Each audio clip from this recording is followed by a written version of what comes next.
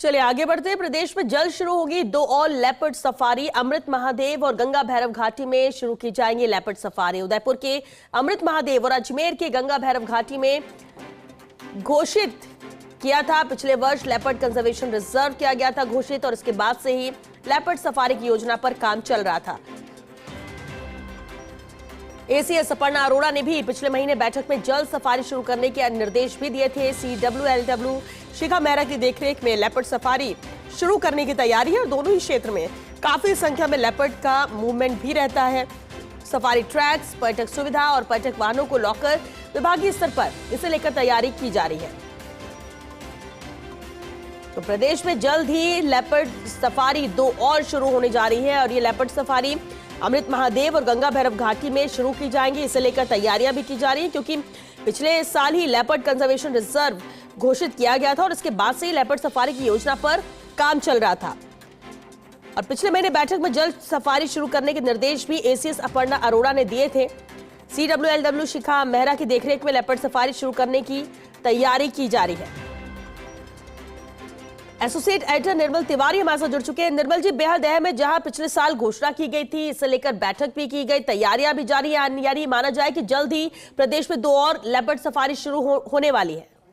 निश्चित तौर पर देखिए, वाइल्ड लाइफ टूरिज्म इस समय अपने चरम पर है श्वेता। पूरे प्रदेश के अंदर अगर हम बात करें, हमारे पास 5 टाइगर रिजर्व है, लेकिन लोग लेपर्ड को वाइल्ड में देखना चाहते हैं क्योंकि लेपर्ड बाई नेचर बड़ा शाई होता है और शाई होता है तो कम दिखता है। लेकिन जिस तरह से हमने झालाना में जो उनका कंजर्वेशन किया, हमने आमागढ़ में जो कंजर्वेशन किया, उसके अलावा सज्जनगढ़ की बात करते हैं पूरे क्षेत्र में, तो ऐसा लगता है कि लेपर्ड्स को देखना लोग उसको ज्यादा अनुभव करना चाहते हैं, ज्यादा उसको बहुत आकर्षित करती है लेपर्ड सफारी उनको लेकर। तो पिछले दिनों जो एसीएस हैं अपर्णा अरोड़ा, उनकी अध्यक्षता में एक बैठक हुई थी पिछले महीने जनवरी के अंदर। उस बैठक में स्पष्ट कहा गया था कि अमृत महादेव जो उदयपुर क्षेत्र में है और गंगा भैरव घाटी जो पुष्कर क्षेत्र में, इन दोनों क्षेत्रों के अंदर जल्दी ही लेपर्ड, क्योंकि इनको पिछले साल लेपर्ड कंजर्वेशन रिजर्व भी घोषित कर दिया था, तो इनमें जल्दी से लेपर्ड सफारी शुरू की जाए। तो उसको लेकर तमाम जो तैयारियां हैं वो मुख्य वन्यजीव प्रतिपालक शिखा मेहरा की देखरेख में शुरू हो गई हैं और जल्दी ही दोनों क्षेत्रों में लेपर्ड सफारी के लिए जो वाहनों की जो पंजीकरण की प्रक्रिया होती है उसको शुरू किया जाएगा। जो ट्रैक्स हैं उनको तैयार करने की जो प्रक्रिया है उसको शुरू कर दी गई, वहाँ ट्रैक्स तैयार किए जा रहे हैं और कोशिश ये की जा रही है कि लोगों को सुरक्षित तरीके से इन सफारी ट्रैक्स पर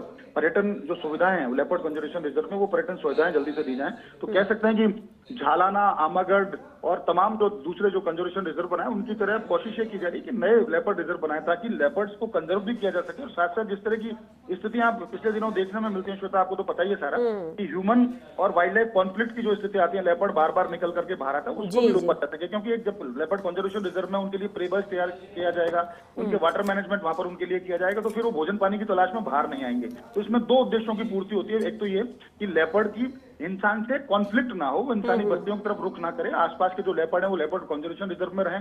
सफारी की सुविधा से एक फायदा ये होता है, जब हम लेपर्ड सफारी शुरू करते हैं तो वहाँ सर्विलांस बढ़ जाता है, क्योंकि जो भी पर्यटक पहुंचते हैं, जो भी वहां पर जिप्सी संचालक पहुंचते हैं, जिप्सी ड्राइवर पहुंचते हैं, जो नेचुरलिस्ट पहुंचते हैं, निश्चित तौर पर तीसरी आंख का काम करते हैं। तो वहां पर जो सर्विलांस और ट्रैकिंग और मॉनिटरिंग का सिस्टम है वो भी बहुत बेहतर हो जाता है। और सबसे खास बात यह है कि लेपर्ड इंसानी बस्तियों की तरफ रुख नहीं करता, क्योंकि उसको भोजन पानी जंगल के अंदर ही मिल जाता है। तो दोनों चीजें होंगी इससे, क्योंकि सरकार की स्थिति, सरकार ये भी चाहती है, सरकार की सीधे तौर पर मंशा है, सरकार का कहना सीधे तौर पर यह है कि जहां उम्मीद हो सकती है टूरिज्म को बढ़ाया जाए, वाइल्ड लाइफ टूरिज्म को, क्योंकि वाइल्ड लाइफ टूरिज्म के तौर पर वहां बढ़ाने से न केवल राजस्व को मिलेगा, स्थानीय लोगों को रोजगार भी मिलेगा। स्थानीय लोग जो वन्य जीवों के प्रति जो आक्रामक रवैया अपनाते थे वो आक्रामक रवैया भी नहीं अपनाएंगे, क्योंकि उनसे उनकी आजीविका चलेगी। तो निश्चित तौर पर वो कहते हैं ना, एक तीर से कई निशाने साधने वाली स्थिति है। तो नए लेपर्ड रिजर्व शुरू होंगे, तो लेपर्ड सफारी शुरू होंगे, तो निश्चित तौर पर पर्यटक भी वहां पहुंचेंगे, राजस्व बढ़ेगा, स्थानीय लोगों को रोजगार भी मिलेगा और लेपर्ड कंजर्वेशन के काम भी बहुत तेजी से पूरे होंगे।